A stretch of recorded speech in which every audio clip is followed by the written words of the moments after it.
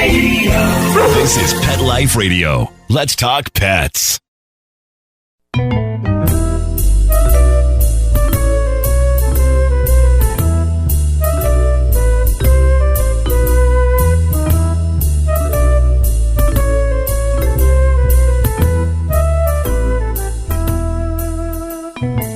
Hello, cat lovers, and welcome to Cattitude. I'm your show host, Michelle Byrne.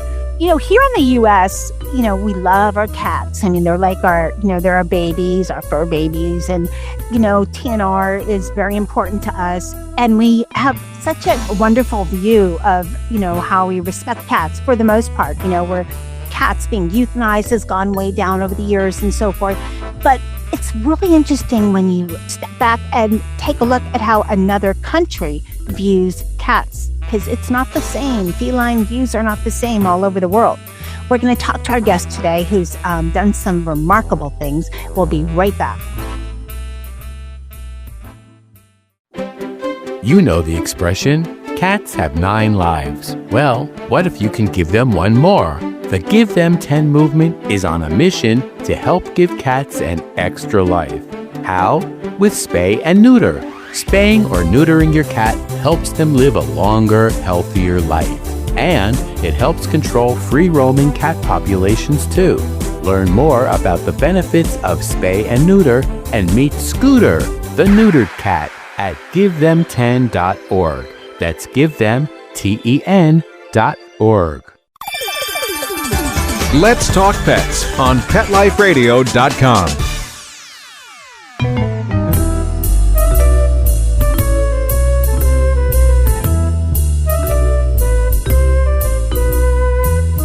Welcome back, everyone. I'd like to introduce Julie Kelly. She is a cat rescuer by day and a businesswoman by night. She owns a construction company in New York and also runs a nonprofit called Let's Be Smart. And I'm so excited to have you on the show. Welcome, Julie. Thank you. Thank you for having me, Michelle. I'm so excited. Okay, so I didn't go into, but Let's Be Smart actually stands for something, the smart part, right? Yes, successfully managing animal rights today. I love that. For my introduction, people are probably thinking, okay, so it's like you're Superwoman, you're cat rescuing, and then you're a businesswoman, right? Isn't that how one of the superheroes goes, this by day, this by night? And so you have this successful business in New York, and you decided to go to Greece and rescue cats. Yes. How in the world did that happen? Because that's a huge change. Yeah. Well, it started with business, and I had some business with Greeks in New York. And, once you're in with the Greeks, it's like my big fat Greek wedding. So you have to go to Greece. So I started going back in 1998. I think my first place I went was the island of Rhodes. And I felt very comfortable because I started learning the language because I was business partners with a Greek. They were always speaking Greek in the office in New York. So I said, I'm going to learn Greek so I know what you're saying. So I took some classes at NYU, modern Greek, and then I just felt very comfortable. And I was coming every year, and then I would come several times a year. And every time I would come, of course, I would see all the stray animals, and a lot of them, unfortunately, very sick on the streets. And I just said in my head, one day I'm going to move to Greece and save the animals. And I kind of was on the airplane one time coming from Greece back to New York. And I said, after seeing the mentality over here, which is a little bit different, which their strays are kind of a nuisance, or they're not really able to take care. It's also economic issues, or they just don't care. There are many that care. I don't want to say that, but I said, I need to educate. I want to give some education. I want to tell them how great the animals are and how they can, be of help to them, especially medically, as therapy and just positive energy and all that. So I said, I need to come up with a name that, not that, that we can be smart, we can stay smart, get smart, be smart, whatever it is. So then I was on the airplane trying to figure out what SMART would stand for. So then I came up with Successfully Managing Animal Rights Today. And I actually started I created like a brochure because I actually studied natural medicine just as a hobby because I like natural things and exercise. So I started speaking and putting together a brochure at the Greek American University here because I was taking some classes too, just for the heck of it, some business classes to see what international was about. And they loved it. And then they would ask me to come back and talk to the students. And it was really surprising that I put together like a whole PowerPoint presentation and I put about all the benefits for the animals and even about animals at retirement homes and how nice it is for the older people and for depression and loneliness. And it was amazing that they all had no idea. And these are 20-year-old students. So obviously this is all in Greece at the Greek American University in Greece. Yeah, it's called the Hellenic American University. Okay. And so I just got inspired by that. And that's more what I was planning to do. But then, you know how it goes, the pregnant cat in the neighborhood, and I see dead kittens all the time. And I said, I can't let you have your kittens anymore outside. And so I rented an apartment. It was the cat Tori, let her have her babies at the vet's office. And when they were old enough that they came to this apartment and the shelter kind of started, like that was back in 2011. So then, okay, one by one, and there was a lot of cats in there. And I ended up needing a larger space, which is now the shelter we're at, the main shelter out by the Athens airport, which is a huge villa. It's about 3,000 square feet, 3 levels. And now we have over 50 some cats. And I wanted something that would be very professional. So we have 2 managers, Ellie and Amber, that work. Amber lives there full time. Ellie comes there on a full-time basis. Just setting it up also as an open environment so that the cats feel like they're at home. And we do have bedrooms because we house volunteers, which I can tell you all about that later. But and then we have another foster home, which is near where I live, which I live in a different area of a different part of Athens, more by the sea. And that grew now. And now we have like 20 something cats there, but a lot of them are special needs or temporary. So we have about 80 cats altogether at a given time. And we have medical books. We have, it's just run very professionally. Schedules, like I say, volunteers coming from all over the world. We have a vet internship program now for our 2nd year. We have our first U.S. student is with us right now, actually. She's staying at the shelter, Ashley from Minnesota. So we're excited and she's happy. And I just tried to create a whole program because I knew that it's not just feeding a stray cat on the street because that's not going to help. They're still going to be sick, get killed, not have the right care.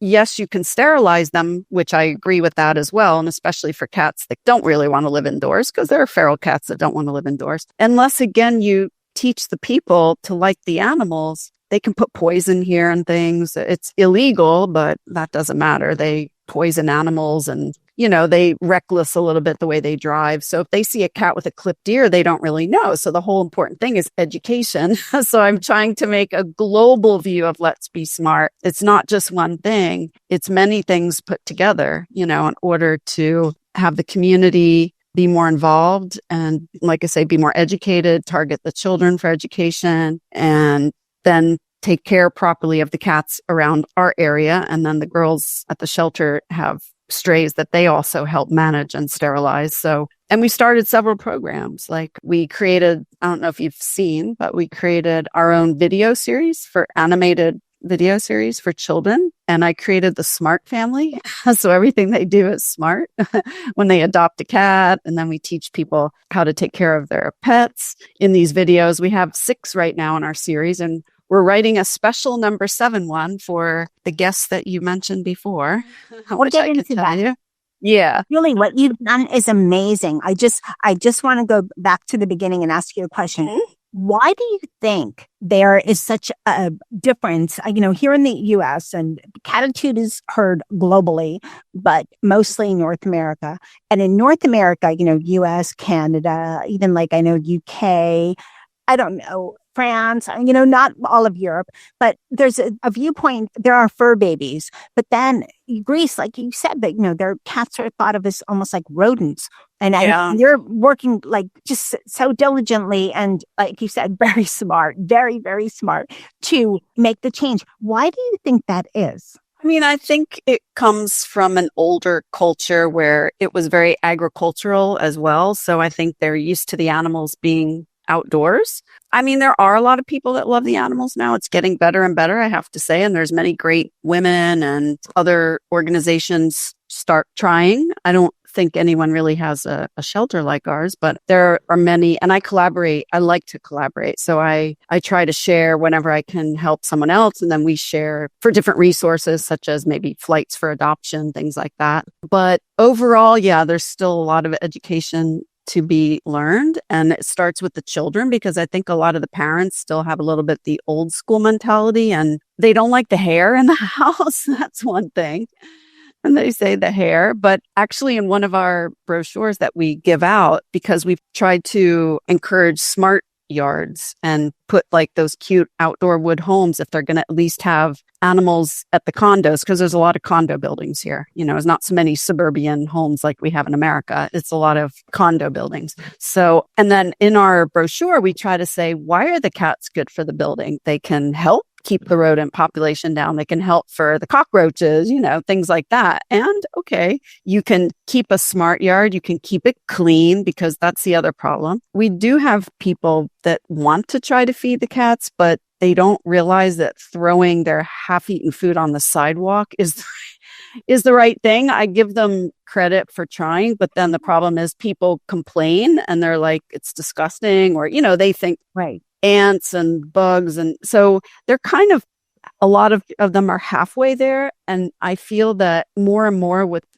one mayor, he let us put 20 smart houses all over this one town. And now they're organized and people can put food and water in an organized feeding station, because they just don't really have so many. There's some here and there, but not really so organized. And people throw them away. They destroy them. They throw garbage on them. So unfortunately, it doesn't, you know, not in ours, but in other places that have tried. But we're trying to show the community that, hey, we can all live together and we can be clean and neat, and the cats can eat. You can eat, you know, then we can see if they're sick. We can take care of them. We can, you know, that's the other thing too, is economically, okay, some people just can't. The retired people here don't hardly get any money. So that's probably a problem where the ladies want to feed. They can only afford to feed, and that's about it.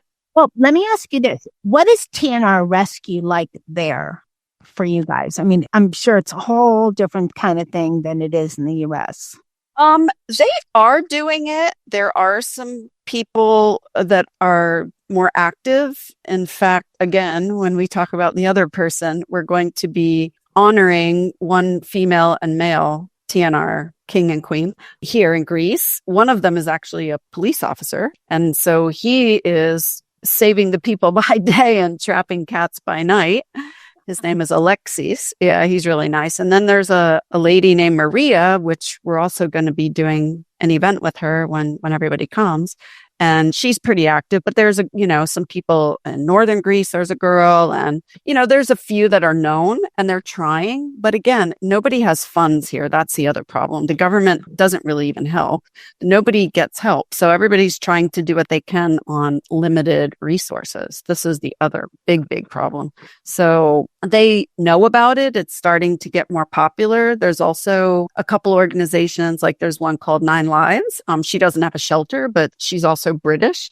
So she knows more about that. And they do a lot of TNR in downtown Athens, where we do it in my area and out where my shelter is, which are completely different areas from downtown Athens. So it's getting there and they're starting to realize. And the more you educate the public, like in one of my video series, we talk about how one cat can end up, there could be 2,000 cats from one pregnant mom. So once you show them these charts and they get a perspective, nobody's taught them this before. Nobody has really explained this to them. So it's just they need more awareness, I think, about giving the animals a little bit more importance. Like I say, there are people with pets. There are people walking a lot of dogs. Even in my area, I see a lot more dogs than I've lived here 16 years. So definitely there's an improvement, but it still needs more education and, the younger kids. Exactly. It also sounds like what you're describing. And when you mentioned that the government's entirely different, of course, and limited resources for so many folks, is being a pet parent kind of like a bit of a luxury in Greece? Maybe. I mean, it depends if they want, some of the people want only breeds. So yes, like sometimes they feel that the stray is dirty and then they want to get the breed. But I think, again, little by little, that's changing. And I saw a couple of our stores, the pet stores, stop selling puppies and cats from their stores. So I don't know if that's a law. I know in some of the European countries, they've changed that so that you have to go to like a shelter or a registered breeder. Yes, I know that some of the states have done it. California, I know, and I think New York, not all, but. Right. So I think, so some do want that, but like I say, I think little by little. And I think it's interesting because I think when they see what we've done with the cats and how we've nursed them, because some you can't even imagine the way they looked before or half dead. And then, we turn them into these perfect, beautiful kittens or cats. I think they feel when they get them from our organization, they've had the proper care that they wouldn't have known what to do. You know what I mean? Yes, exactly. And they wouldn't have probably taken it to the vet because they don't have the money to pay the vet bills. And that's the other problem. So they can tend to leave them more on the street sick because they can't afford to take them. And no government really helps very much. There's no humane society that has lower costs in Greece. Nothing like that. Not really. I mean, there are some vets that will help and say they'll give us a special price and they'll give some other organizations a special price. Or, maybe if you were friendly with them, they'll give you something, but there's not really anything organized like that. They don't really have a lot of shelters either from the city, which is probably better because I don't think it would be in the best condition. So, so a lot of people are on their own. A lot of people are trying, with dogs or cats, and it can be very difficult. We're going to take a short break and come back and talk about some exciting things that you have up and coming with Smart. So I'll be right back. Real people, real stories. Our little dog developed this lymph problem. The chemotherapy lasted for 6 months, started developing more lymph nodes. So I thought I'd just try carnivore. The lymph nodes started to go down. Then I took him into the vet to have him checked out, and there was no signs at all inside. My cat had issues that developed in his eye, and 3 months later, my veterinarian said, let's go ahead and remove the eye. I heard the carnivore on advertising, so I said, you know what? I'm going to order this product. They did the procedure. They did all the tests, and they said, I don't know what you did. This product saved his eye.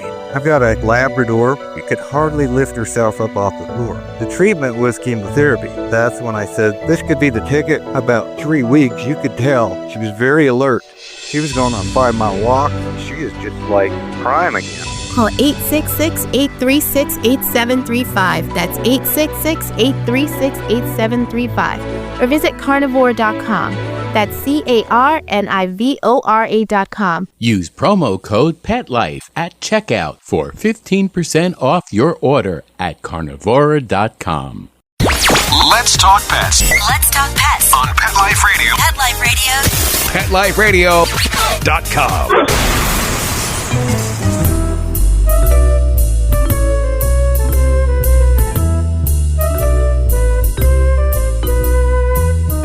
Welcome back, everyone. We're talking with Julie Kelly, the founder of Smart. I am so excited because now Smart, from looking at your website, I know you have various fundraising events, and we talked about one earlier in the show, but you have one coming up called Wrap to Trap. And you have if I could do a drum roll, I don't know, maybe Mark Bonin, right? Not musical. Anyway, the Trap King, Sterling Davis, who is a big proponent of TNR, is going to come to Greece to do this event. So can you tell us about this event and then just an overall snapshot of your events that you have? Yeah, so we're super excited. We saw him in probably some YouTube videos or something like the beginning of 2021. And we said, let's contact him. I'm sorry, The Cat Rescuers on Amazon. Was he in that one? Not the cat rescuers, but interestingly, I know the producer of that documentary. Yeah, he's really nice. Sassy is in that one. Right. Sassy's been on the show. I met Sassy. I met her in New York. We should have her over to Greece too. She's amazing. Well, I can get back to the Trap King quickly, but actually Rob, the producer of Cat Rescuers, was going to come to Greece, and we had it all scheduled in April of 2020. We had his ticket, and he was going to we were going to show it at a different university called Deri, but he was going to come and we were going to show the cat documentary here, and he was going to stay for a couple days, and then it all got canceled because of COVID, because it was April 2020. And I met him in New York when he had his rollout of the documentary, and I just started talking to him, and we became friendly. So he knows that the Trap King is coming as well. And I met Sassy because she was there. So it's a small world because Sassy knows Trap King and he has her in one of his songs. Oh my God, that's great. It's so funny. Yeah, the world is just so small. Yes. And he's worked with Nathan. Oh, I can't think of his name. The Trap King and Nathan, the Cattitude or something. Have you met him? I haven't met him. I've met Sterling because I met him in October of this past year. He just happened to be near where my mom lives in North Carolina. So I was able to meet him and we met in person and got along really well. He's amazing. And he's going to stay at our cat rescue and staying for 10 days. And we have a whole schedule planned. The majority is in Athens, but in different parts of Athens and different events. But we are going to do a lot of different days of trappings in all different areas. So he's going to get to meet the different people that work in those areas. We're going to do some events with children so he can talk to the children. And then we do a lot of arts and crafts, which also kind of corresponds with our video series that we can now show in all the Greek schools because we have that approved from the Ministry of Education. That's kind of the superhero comes in, and we try to make the kids superheroes. So as I was saying with the Trap King, we're creating our video number 7, which is going to specifically be about TNR. And we've created a Trap King figure that's going to be the superhero for that particular video. We're going to have it ready. So when he comes, we can show that. I haven't met him in person. I hope to one day, but he's so relatable from what I've seen on his Instagram and everything. He's so positive, and he's, himself made so many changes, and he's done so much for TNR. So he's such a great person to represent all of this. No, he's amazing. He's well-spoken. He's clear about his mission. He knows exactly what he's doing, what he wants to do. He truly loves the animals. I've met his own cats. So he loves them. And that's just somebody that's real. It's very difficult these days, and you can find someone pure. And when they're pure, you just get chills when you meet nice people. So yes. We're really excited with him. He's going to get to go on a special trip to meet some monk seals that are endangered. And there's only like 600 in the world or something. And we're going to go take him, and Mary is coming, his publicity manager. And we're going to take him on a trip for there. We're going to take him in downtown Athens so you can see the Acropolis and work with some of the girls that feed the strays around the Acropolis, and also 9 Lives, that they take care of a lot of the animals around the Acropolis. So it's going to be interesting. We have a tough schedule. It's actually on the website, wraptotrap.com. We have an event page, and we're updating it with more details. And I'm hoping that it also, I think the important thing, because in Greece, there's good and bad. And I think every country has a percentage of something good at a certain rate and, let's say, bad at a certain rate. And everyone has problems. And I think that's very important for him to share problems in America too. Because sometimes I think the difference I see is that there's more animals on the streets here. But in America, we have more shelters that they're stuck in cages, and then they get euthanized and all if they're not adopted in a certain time. And I know they're trying more to get rid of all those kill shelters, but we still have a big problem about that. So sometimes I'm not sure what's worse, seeing cats sick on the street, or someone bringing in their cat because they moved thinking it's going to go to a home and it gets euthanized. Like, it's all a problem. Or dumping their cat. My first cat. Dumping their cat. On the street. Exactly. And we knew he knew the sound of the refrigerator. So he knew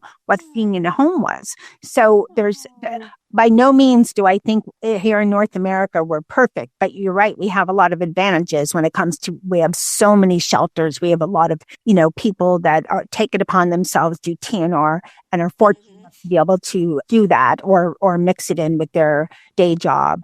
Like you said, there's just challenges both ways, and it's just nice, I think, for people, our listeners to get a perspective of what happens in other countries. Exactly. Here, and, you think about one thing in the US because that's what you're used to, but that's not, cultural differences are everywhere, including with our animals. Okay. You have a lot of great information on your website. So can you share your website so that people have a chance to go to your website and, see what you have going, and they can donate or, educate themselves, educate their children? Yeah. So the website is letsbesmart.org, and that's the main US site. And then you can click on the Greek campaign, which takes you to the Greece site, which is letsbesmart-greece.org. And on the Greece site, you can see a lot of our missions with the education, more of the educational programs, and all the shelter cats and their stories. And, something interesting we do here, which it's very interesting that the people love it, is every month we try to honor a business over here that is somehow animal friendly. If we find out maybe they're feeding some strays, or they help us with, let's say, the print shop that loves printing all our t-shirts, and they're really nice guys, and they give us a good price because they know what we're doing. And every month we issue a SMART award, and then we put it on their window of their business and give them like some gifts, and they're really excited to get these awards. And I think it's really great for the community, because then because what I'm trying to do here is get communities more involved, where they're not just going, oh, the government has to pay for that. You know what I mean? That's kind of more here. That's very clever, Julie. And it's such a great idea. Yeah, and they like it. In fact, we gave one to one business. I think it was a photo shop. Yeah, it was a photo store, because we had to get some photos for something there. And they had a couple cats kind of inside the store. So then when we gave them the award, the pharmacy people next door said, oh, we take care of some strays too. They wanted an award too. So it was really cute, because then we gave them an award, and and then we promote them on our website, social media, and every month we do a new business. So it just, like I say, brings the community more involved. And I think when they see there's more help, it just makes it easier. They don't mind pitching in more. A lot of people have no idea what to do. They see a sick cat. They have no idea who to call. There's municipality, maybe will answer, maybe won't. We're trying to work closer with both municipalities of where I live, where the foster home is, and the other is. And we're in touch with both mayors. They're really, really nice, but they have so much bureaucracy. It's not just them. It's like who's in their board, So we're hoping actually the mayor will roll out our cat welfare program, which we actually wrote for the mayor. I wrote it as a consultant. I didn't want to do it through Let's Be Smart, so it wouldn't compete with any other, organizations that might be in the area. So I did it as my own self, and they loved it. And they basically are starting a cat welfare program and giving 50,000 euros for the year here in my area. So we implemented that. Now it's getting it going. That's the next step. Yes. You've done wonders. It's amazing. I mean, just amazing. I'm going to I can't wait to see the information that's posted with Sterling Davis. That's going to be exciting.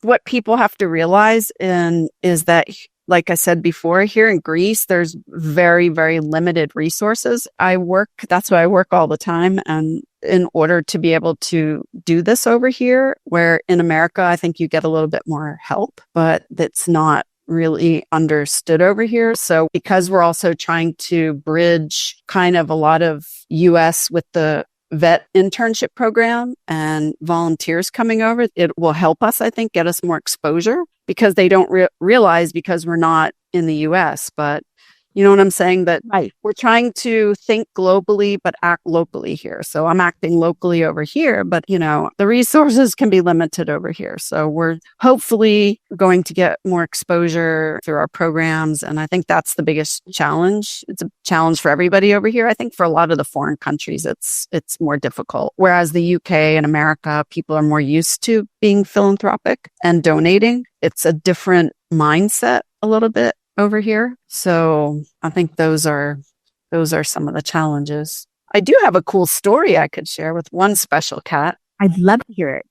Because it involved me personally, and it's just interesting. I was going to read something, but anyway, so what happened is I always go to the tavernas to get my Greek food and I bring it home to eat because I'm always working. So I had just picked up my food and I'm sitting at the traffic light and I noticed next to the curb a cat and I thought it was dead. So in my mind, I was like, oh, another dead cat, And then all of a sudden, because I'm still waiting, I thought I saw the eyes move, So I'm like, am I imagining that? So I get out of the car and she was alive. She just couldn't move. So she hissed at me. I was like, oh my God, you're alive. So I rushed her to the vet. Of course, my food was cold then. That didn't matter. Took her to the vet and she was completely paralyzed. Like, I don't know if she got like a severe whiplash. Fortunately, after an MRI, later on, she didn't have any broken bones or spine, but we kept her at the vet. Of course, they gave her cortisone right away, whatever, to take down any swelling. And I got her Reiki, acupuncture, and she was getting rehabilitated. And little by little, she started to get a little strength in her front paws. I could push against them and she would push a little bit back. And again, little by little, she could start to get up. She would fall over. She would walk in circles. But after probably 8 months of rehab, we brought her to our foster home. She could walk perfectly. She did have some polyps, so we operated those out of her ears. And she basically recovered 99%. She has a little bit of a wide spread of her front paws. But anyway, I called her Missy because she was almost missed on the road. And now she's been adopted. She's been living in the UK for probably, I would say, a year. So we have a community group, Let's Be Smart community group on Facebook for our adopters and our volunteers so that they can follow cats maybe they slept with or hung out with. And then our adopters can share photos and we can all see how our cats are doing. So anyway, just the other day, a couple of days ago, the girl Carrie, who's adopted Missy, had an older cat and that older cat just passed away, Muffin. But she wrote, this is what she wrote. She said, I've always known that Missy is a very special cat, but over the last 48 hours, I've truly seen just how incredible she really is. Yesterday was a tough day. My eldest kitty, Muffin, crossed over the Rainbow Bridge. The 24 hours leading up to this, Missy did not leave Muffin's side. He was even sick on her, and she still stayed snuggled up to him, knowing that he needed her. I've been broken since he passed, and Missy has not left me for a moment. She has been licking the tears from my face and cuddling me constantly. And she said, Missy, I don't know what I would do with you. You're honestly a cat in a million. So it's like magical. Like she just sensed everything. And it's for me to like just know that this cat is like so happy in an amazing home and that she just did that is like, just gives you that whole, positive. Yeah, it's like it was meant to be and just you noticing and being there at the right time, the right place. Exactly. It's amazing. Yeah, it's just, wow. It's really amazing. We did make a video for her too before she was adopted. So you can actually go to our website and under our adoption page, we have success stories. And on her page, you can watch a little video and see how she looked. And it gives a lot of the photos when she couldn't move except for her head. That was the only thing she could move. But it's just amazing, like how incredible they are and how they just don't complain and they just keep trying and trying and trying, Yes. When you let them in, when you let the cats in or, the dogs in, we're Cattitude. So cats, let them in. Animals, they give you so much that it just can't even be described. Something spiritual. It's something spiritual. They're like little angels. I feel like they're little angels and they can stay with you. I had a cat come into my dream and warn me about my other cat. I can't even, it's just, I've had incredible stories about cats. Or I think of a cat that I haven't seen. All of a sudden the next day I see it walking on the street. I'm like, that's so weird. I was just thinking about that cat. It's just, And I've had cats my whole life. So I've had, I'm on like my third round of cats, So I grew up with cats. My family had cats and I love them so much. Let me ask this. Did you ever think while you were let's say past growing up, but when you were studying in Greece, whatever, that you would be over there in Greece and have with this amazing organization that is doing so much for cats in Greece? Did you ever think that would ever come to fruition? You mean when I first wanted to come to Greece or before I knew about Greece? Maybe, while you said you had cats all your life and did you ever think you'd be in another country doing these amazing things? I have to say, I can tell you, well, not necessarily Greece, because I wouldn't have known too much about Greece. But when I was younger, probably 18 or 19, and I first started a job at the accounting firm, which ended up becoming mine. But anyway, what it was in my mind, I wanted to win the lottery so I could have something for the animals. So that was my very youthful. It's funny because I say today, I kind of won the lottery in life. You know what I mean? I didn't physically win the New York lottery, even though I play, but I feel like I won the lottery of life in order to be able to have a business that I'm able to thrive and work very, very hard and be able to dedicate most of my resources to these cats because they're just so amazing. And the whole education thing, I feel like I want to leave something, not just feeding and rescuing the cats. I have the whole educational programs and getting people involved and all these things that go together, with the municipalities and doing all of that. It is like the lottery. Like I've won the lottery of life. So I think you're right. And, I think everyone should go over to your site and just see some of the pictures and things that you've done. It's letsbesmart.org.